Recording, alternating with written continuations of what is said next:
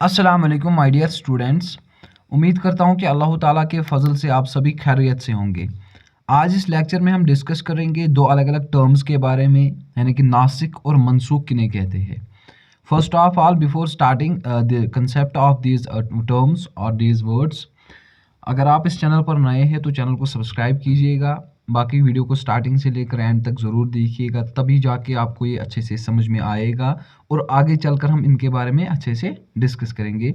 First अगर हम देखें इन दो टर्म्स के बारे में, नासिक एंड मनसूख, ये वो टर्म्स है जो इस्लामिक जूरिस्प्रूडेंस या कुरानिक एक्जेसिस में यूज़ किए जाते हैं in order to describe the concepts of abrogation within the Quran. Means ये ऐसे, फॉर एग्जाम्पल, नासिक हम उन वर्सेस को बोलते हैं, उन रूलिंग्स, उन लॉज को बोलते हैं जिनको जो रिप्लेस करते हैं ओल्ड वर्सेस को, ओल्ड लॉज को।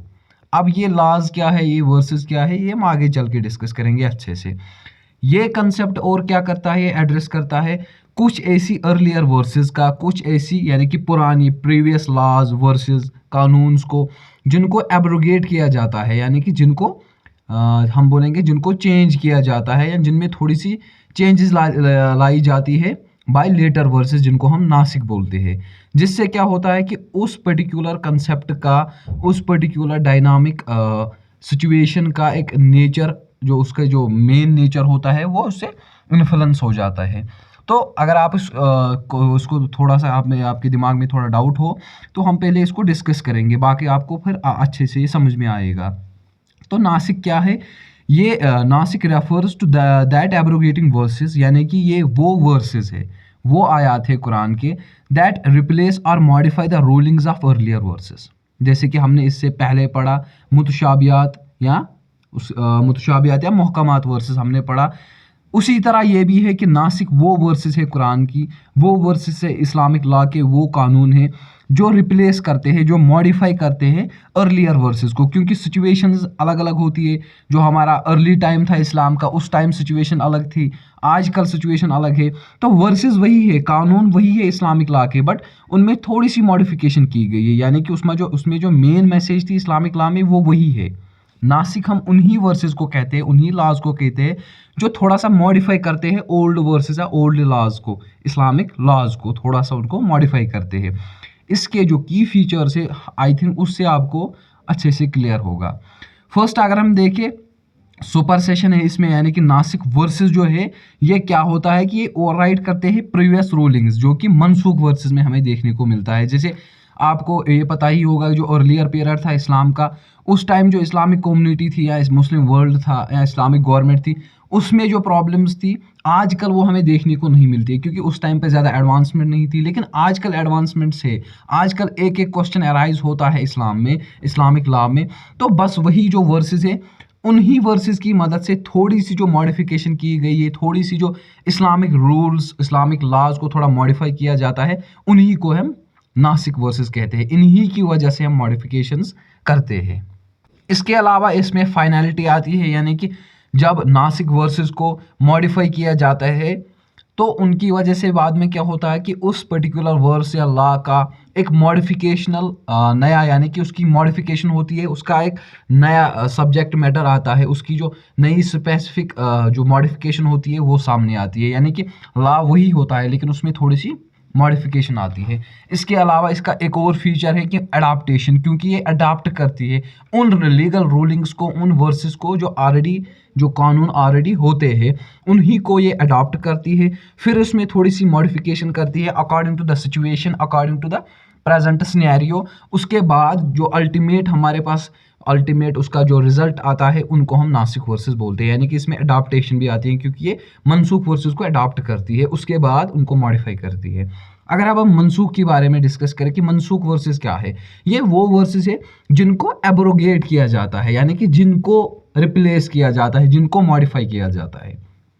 जैसे कि मैंने पहले ही बताया कि नासिक वर्सेस जो होती है वो वही वर्सेस होती है जो रिप्लेस करती है, और वहाँ पर वो रिप्लेस कौन होता है, वो यही मनसूख वर्सेस होती है।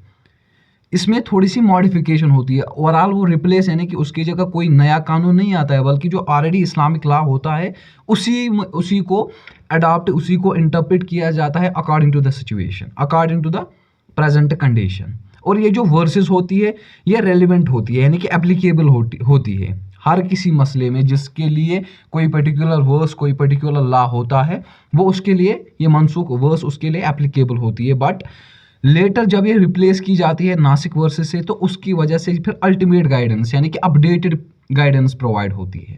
इसके भी कुछ की फीचर्स है, जैसे सुपरसीडेड यानी कि इनको रिप्लेस किया जाता है, इनकी रूलिंग्स कमांड्स को एप्लीकेबल नहीं माना जाता है जब तक कि इनको अकॉर्डिंग टू सिचुएशन मॉडिफाई ना किया जाए।